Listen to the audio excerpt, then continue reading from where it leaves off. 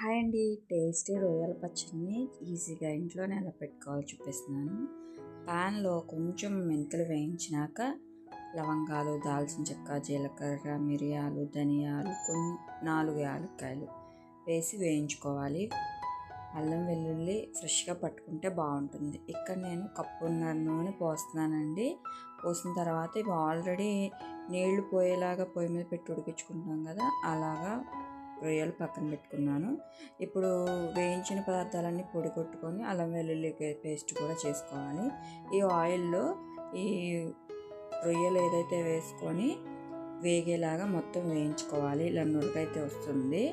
ఇప్పుడు ఇవి వేగిపోయిన తర్వాత అల్లం వెల్లుల్లి పేస్ట్ కూడా వేసి బాగా వేయించుకోవాలి. ఇప్పుడు మొత్తం వేగిపోయిన తర్వాత మనం ముందుగా పొడి చేసి పెట్టుకున్న మసాలా పొడి, ఉప్పు, కారం మొత్తం అన్నీ వేసుకొని పసుపు కూడా సిమ్లో పెట్టుకొని వేయించుకోవాలండి. ఒక 5 to 10 minutes.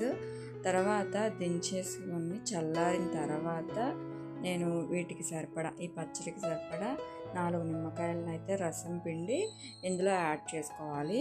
ఇది ఈరోజు తిన్నా బాగుంటుంది, ఊరినాక తింటే ఇంకా చాలా బాగుంటుంది అన్నమాట నెక్స్ట్ డే. ఒకసారి మీరు ట్రై చేయండి. టేస్ట్ అయితే అద్భుతంగా ఉంది. నేను చూపించాను కదా, ప్రాసెస్ అయితే ఇదేనండి. రొయ్యల క్వాంటిటీని బట్టి మనం తగినంత పదార్థాలని అడ్జస్ట్ చేసుకోవాలి. మీకు కనుక అర్థమైతే నచ్చితే ప్లీజ్ లైక్ చేసుకోండి. Thank you.